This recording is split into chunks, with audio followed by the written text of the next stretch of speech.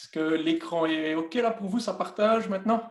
Oui, voilà, donc Ah, je vais simplement reprendre une petite phrase rituelle au début des présentations. Donc, nous accueillons 2 collègues de Suisse qui vont nous parler d'une application mobile et nous les remercions d'avoir accepté que leur présentation soit enregistrée.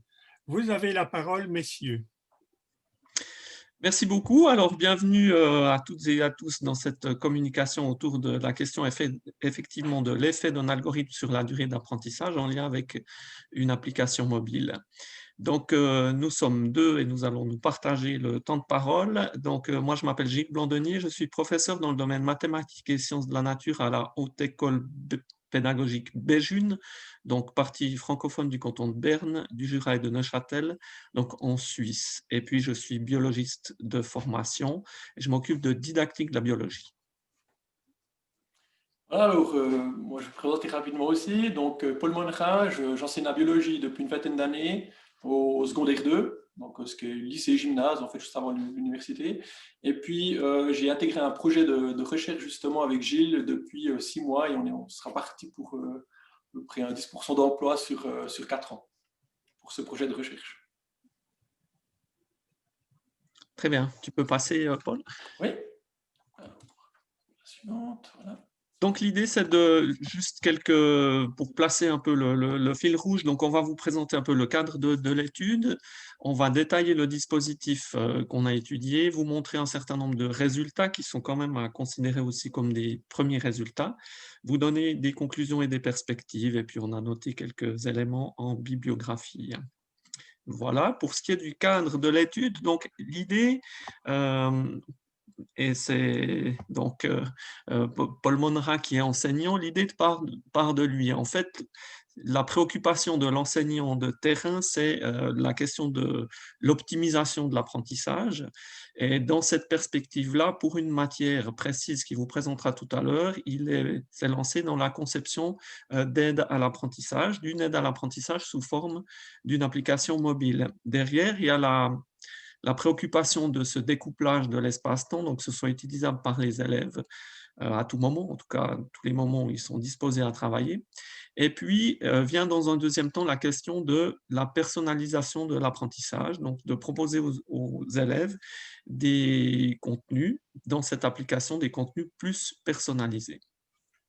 Donc ça, c'est quelques années d'essais et de développement. Et puis ensuite, la question, bien sûr, c'est de se dire, ben, finalement, qu'est-ce qu'il en est de l'efficacité de l'apprentissage avec ces aides, en considérant ici la question du temps d'apprentissage, du temps passé à l'utilisation de l'application, et aussi de la rétention de l'information. Donc ça amène à la conception d'un projet de recherche conjoint entre voilà, un enseignant de terrain qui, comme il vous l'a dit, déchargé de quelques heures d'enseignement pendant quelques années pour approfondir son dispositif dans le cadre d'une équipe de recherche de la Haute École pédagogique Béjune.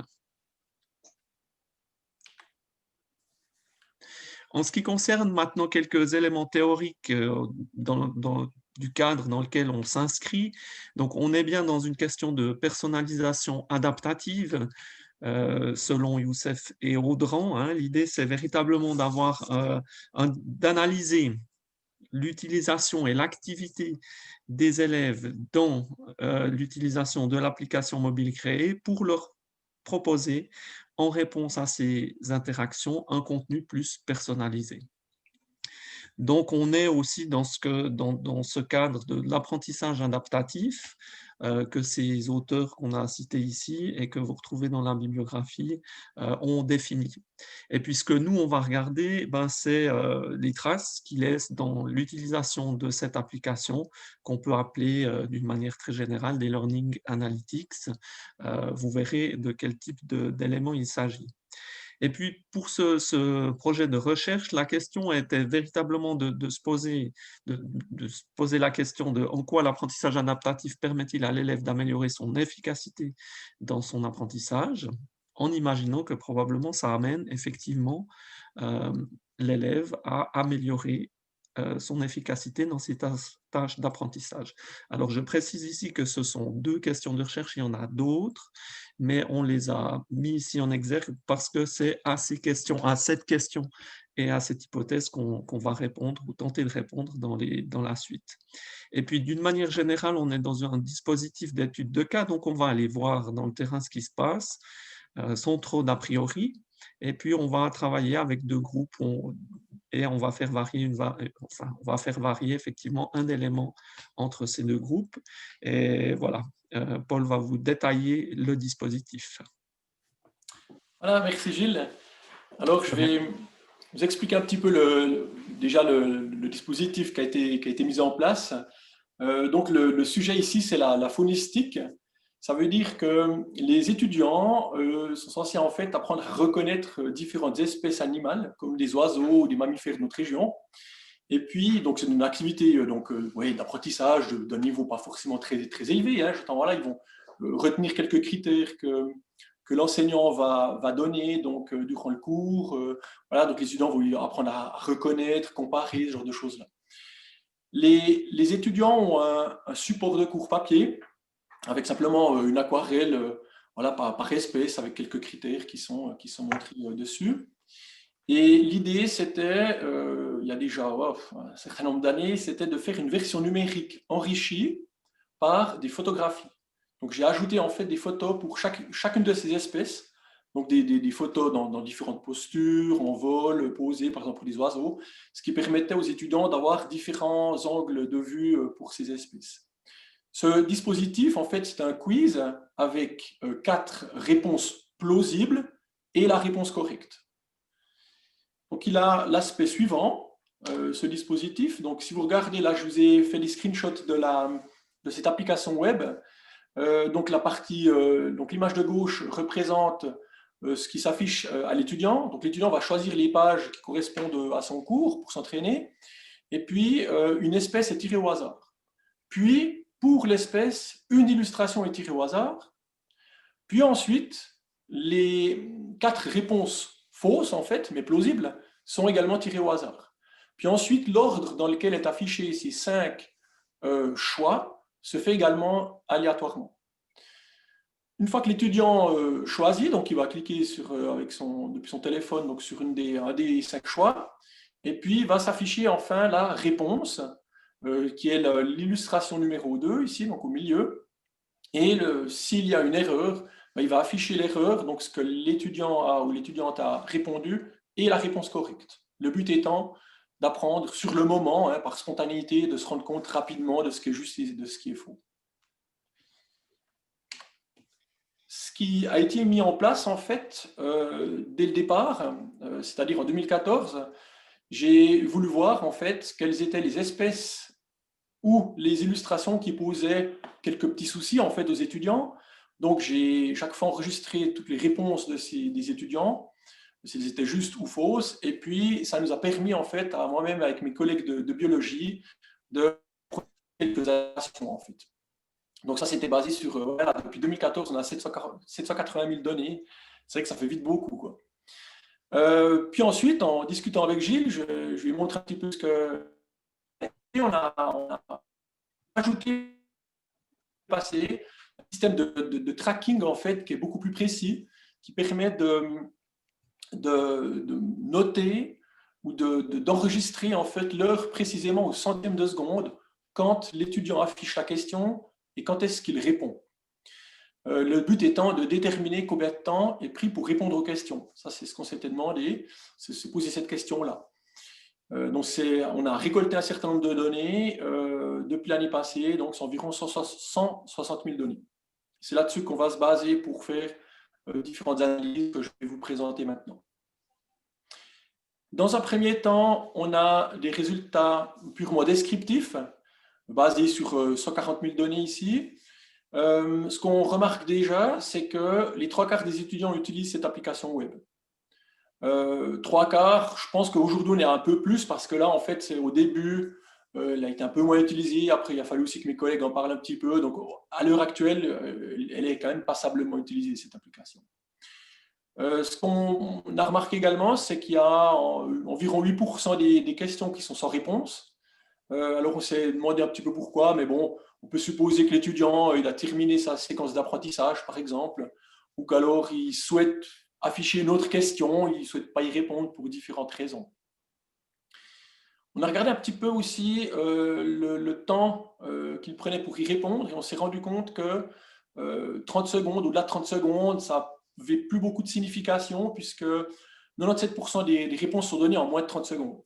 Donc on s'est dit qu'au-delà de 30 secondes, l'étudiant, soit il était dérangé puis qu'il répondait quand même ou quelque chose comme ça. Donc on a éliminé tout ce qui était au-delà de 30 secondes. Comme il y a une évaluation sommative, ça m'a permis de me rendre compte en fait qu'il y a 8% des élèves, enfin 8% d'erreurs, pardon, lors d'une évaluation. Et puis on s'est dit, mais quelques mois plus tard, on a refait cette évaluation, mais évidemment, ils n'ont pas réappris, on leur a dit, écoutez, voilà, on va refaire cette évaluation, il n'y a pas de notes, rien, et puis on leur a demandé de refaire, et il y avait 34% d'erreurs 5 mois plus tard. Ils avaient les mêmes illustrations, les mêmes réponses, possibles, enfin les mêmes choix et dans le même ordre. Voilà un petit peu pour les quelques résultats purement descriptifs de cette analyse. Puis ensuite, on a, avec la quantité de données, on s'est dit que ça peut être intéressant de voir aussi quand les étudiants utilisent cette application. Alors, ils l'utilisent en fait de manière assez intensive depuis 7 heures le matin. Environ entre 7 et 8 heures, c'est les heures durant lesquelles ils se déplacent dans les transports publics. Donc finalement, plutôt que de faire je ne sais pas quoi sur les réseaux sociaux, ils utilisent ce temps-là et leur téléphone pour s'entraîner à la phonistique. Avec une petite augmentation aussi dans les heures de midi, puis vers 17 heures et enfin le soir entre 19 et 22 heures. Je ne vous cache pas que j'ai eu une certaine déception en voyant que personne ne travaillait entre 1 heure et 5 heures du matin. Voilà. Alors, ensuite, on s'est demandé, avant l'évaluation, combien de temps ils vont travailler là-dessus. Parce que voilà, ce n'est pas une activité très compliquée. On s'est dit, bon, ils ne vont peut-être pas travailler une semaine avant, quoi. Alors, en effet, c'est entre 10 et 20 heures avant que les étudiants vont travailler principalement là-dessus, avec un petit rush juste avant l'évaluation, dans l'heure ou les 2 heures qui précèdent. Donc, à la place de faire des maths ou de l'allemand, ils font de la biologie. Peut-être. Ce qu'on a fait donc après, donc l'évaluation, elle a lieu toujours en présentiel, soit en salle d'informatique ou bien simplement sur leur téléphone mobile en classe. Ça, c'est possible aussi. Donc, même moi, à ce moment-là, je me mets derrière pour regarder sur leur téléphone. Ils ont le téléphone bien en évidence pour se rendre compte s'ils font autre chose sur leur téléphone. Enfin, en tout cas, s'ils vont chercher des réponses ou se les envoyer. Mais de toute façon, ils ne peuvent pas le faire, ça, parce qu'ils ont tous des questions différentes. Voilà, donc ensuite, pour améliorer encore, pour optimiser encore l'usage de cette application, et dans le but de gagner aussi du temps, j'ai confectionné un petit algorithme qui permet de biaiser le tirage aléatoire. C'est-à-dire que le but étant de pondérer les espèces en fonction des réponses données précédemment. Donc, chaque réponse correcte obtient un score plus 1 et les réponses fausses obtiennent un score de moins 1. Avec ça, j'ai additionné pour chaque espèce le score et j'ai créé 6 classes de score. La classe de score où les élèves se trompent très peu, où ils font presque tout le temps juste, aura une pondération de 1. Et la classe de score moins bonne, c'est-à-dire les élèves quand ils se trompent souvent, aura une pondération de 12. Ça veut dire qu'une question plutôt fausse aura 12 fois plus de chances d'apparaître qu'une question plutôt juste. D'accord ? Et cet algorithme a été appliqué à certains utilisateurs de manière aléatoire.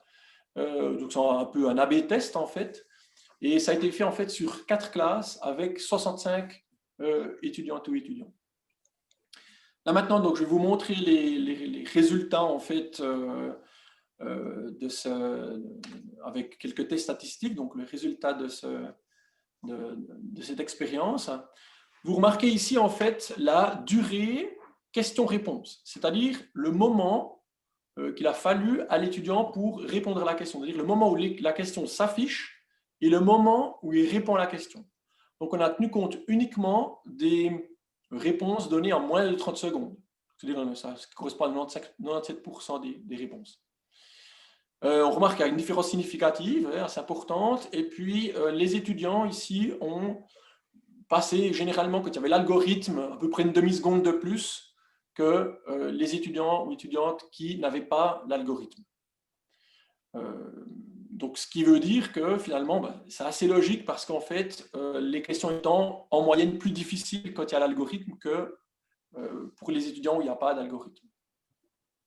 Une nouvelle question se pose, c'est de se dire, est-ce qu'ils répondent à moins de questions avec l'algorithme? Donc, c'est ce qu'on a regardé également. Alors, on a une petite diminution. En fait, on passe de 620 réponses par étudiant sans algorithme à 460 réponses avec l'algorithme. Donc, on a une diminution, pas négligeable, mais il n'y a aucune différence significative puisqu'il y a beaucoup de variations dans un groupe expérimental. Et cette grande variation, elle peut s'expliquer par le fait que des étudiants ou étudiantes, quelques étudiants ou étudiantes ont répondu à beaucoup plus de questions que les autres, ce qui a amené en fait de la variabilité. Moi, je soupçonne aussi que certains étudiants ou certaines étudiantes se sont partagés en fait leur lien personnel parce que les étudiants ont un lien unique, personnel, qui leur permet d'utiliser justement la plateforme de biologie et de répondre à ces questions-là. Donc là, ça peut peut-être un peu fausser quelque chose, quoi. Et donc, on a additionné également tous les temps, toutes les durées de moins de 30 secondes, donc questions-réponses par étudiant. Et là non plus, on a quelque chose qui n'est pas significatif, simplement parce que voilà, forcément, comme le nombre de questions que les ont répondues n'est pas significatif, ici, on n'obtient pas quelque chose de significatif non plus. Mais ils ont au total à peu près 10 minutes de moins sur 50 minutes, passe de 55 minutes à 46 minutes. Mais bon, voilà, on ne peut pas trop tenir compte du fait que ce n'est pas significatif. Mais c'est vraiment exploratoire, hein, comme étude. On a regardé autre chose, en fait. Comme on enregistre le moment où la question est posée et où la réponse est donnée, on a en fait quelque part aussi le temps d'affichage de la correction. Donc ici, vous avez sur ce schéma les réponses fausses avec le score -1 et les réponses correctes. Et on remarque qu'en fait, avec l'algorithme, les étudiants ou étudiantes prennent plus de temps pour lire la correction. Ce qui s'explique aussi et ce qui confirme ce qu'on a dit avant, enfin ce qui a été dit avant, c'est qu'en fait, les questions sont évidemment avec l'algorithme en moyenne plus compliquées, puisqu'on va prononcer préférentiellement des questions auxquelles l'étudiant ou l'étudiante se trompe. Donc là, il y a plus d'une seconde de différence d'observation. Puis là, c'est également hautement significatif, mais pour tous les facteurs ici. Autre chose, on s'est demandé, mais est-ce que cette application a une influence sur la note, puisque les étudiantes et étudiants ont eu des notes? Eh bien, j'ai regardé en fait ceux qui ont utilisé l'application et ceux qui ne l'ont pas utilisée. Et là, on arrive à une moyenne qui est différente, puisque c'est aussi significatif. La moyenne est de 5,1, les notes vont de 1 à 6 en Suisse, et ils ont une note de 5,1 en moyenne sans algorithme, et de 5,6 avec l'algorithme. Ce qui n'est pas négligeable, ça fait quand même 10% mieux en fait. Le but étant justement que l'application permette de s'améliorer. Voilà, donc je vais redonner la parole à Gilles pour les conclusions et perspectives. Merci beaucoup, Paul. Donc l'idée, voilà, on a un exemple, je trouve vraiment intéressant d'une application créée par un enseignant, donc par un praticien, j'ai envie de dire de A à Z. On voit que cette application, elle est utilisée par les élèves régulièrement, qu'elle font même beaucoup, qu'elle fonctionne. Ce qui est aussi intéressant, vous l'avez compris, c'est que les élèves s'entraînent dessus, puis on va jusqu'à l'évaluation. Donc on fait l'évaluation aussi avec cette application, ce qui peut aussi évidemment faire que les élèves l'utilisent beaucoup. Mais ça, je pense que c'est vraiment intéressant. Après, on voit que la personnalisation de l'apprentissage est effective par l'utilisation de cet algorithme. Ça semble aussi, d'un point de vue technique, fonctionner par rapport à ce qu'on obtient, comment ça se développe. Et puis, au niveau des traces des activités des élèves, ben, on a un certain nombre d'éléments de réponse qui, comme toujours, nous amène à d'autres questions. On a des éléments, vous l'avez vu, sur les moments et la durée d'utilisation. Ça, c'est des renseignements, disons, très généraux. On a le temps d'apprentissage, en tout cas le temps d'utilisation du dispositif. On voit qu'il y a quand même une différence entre l'utilisation de l'algorithme ou pas. On ne vous cache pas qu'on imaginait qu'il y aurait une différence plus grande. Et après, ça appelle évidemment d'autres questions, notamment en termes de didactique, parce qu'on se pose la question évidemment de savoir si les élèves reconnaissent mieux les organismes, donc par exemple les oiseaux ou les mammifères avec des photos ou avec des images plutôt type peinture. On se pose aussi la question de savoir jusqu'à quel stade ils peuvent reconnaître un animal, c'est-à-dire une photo de mauvaise qualité par exemple, quels sont les critères qu'ils vont regarder. Donc ça, c'est tous des éléments en lien avec des compétences, on va dire, d'observation, des compétences certainement transversales qui sont utiles dans d'autres disciplines aussi que les élèves vont acquérir.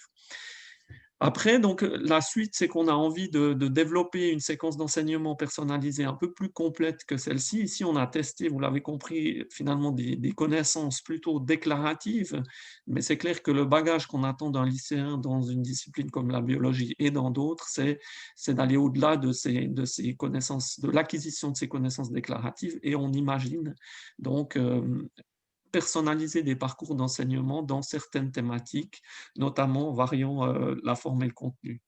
L'idée, c'est aussi d'aller voir un petit peu, dans un deuxième temps, ce que les élèves pensent de tous ces dispositifs, donc notamment en lien avec la question de l'ergonomie du travail, et la question aussi qu'on a derrière, c'est la question du bien-être.